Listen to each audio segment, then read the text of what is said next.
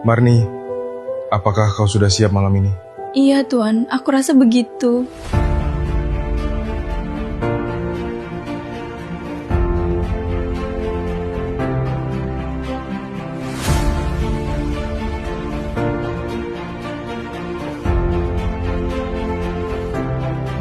Setelah semua selesai, Marni duduk di ranjang Tuan Moses.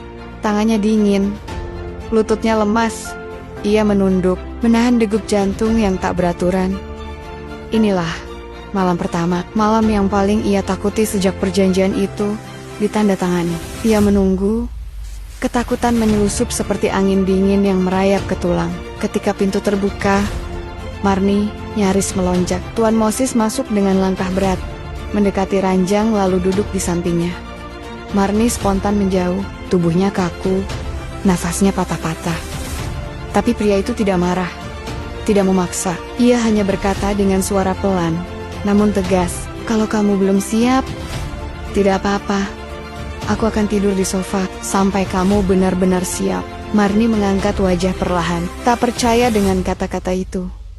Ia pikir Tuan Moses akan memaksanya malam ini. Ia pikir pria itu akan menganggapnya hanya sebagai kontrak, sebagai kewajiban, tapi ternyata tidak. Untuk pertama kalinya sejak hari itu, Marni merasakan sesuatu yang membingungkan. Bukan cinta, bukan lega, lebih seperti sebuah pertanyaan besar yang belum menemukan jawabannya. Pagi itu, sinar matahari menerobos lembut melalui celah tirai kamar besar itu. Marni terbangun perlahan, matanya masih berat, karena malam panjang yang ia habiskan dalam ketakutan dan kecemasan. Bahunya kaku, kepalanya pening, tapi hal pertama yang ia lakukan adalah melihat ke arah sofa, tempat Tuan Moses tidur semalam.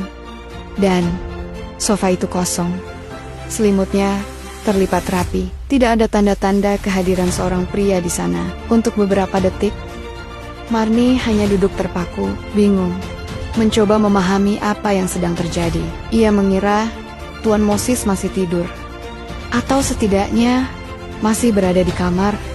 Tapi tidak, pria itu sudah tidak ada. Marni menarik napas pelan, lalu bangkit dengan langkah hati-hati. Ketika ia melangkah ke ruang makan, pemandangan yang ia lihat membuatnya tertegun. Di sana, seorang pria besar berwajah keras dan berkulit gelap, tengah berdiri di dapur sederhana. Tuan Moses dengan apelin coklat yang melekat di tubuhnya. Tangan besarnya memegang spatula, sementara sepiring telur dan roti panggang tersusun rapi di meja. Ia tidak melihat ke arah Marni saat perempuan itu berdiri di ambang pintu.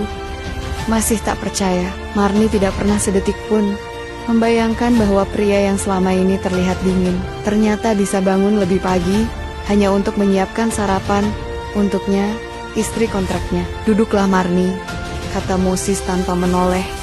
Suaranya tenang, nyaris datar, tapi anehnya, ada sesuatu yang hangat di baliknya.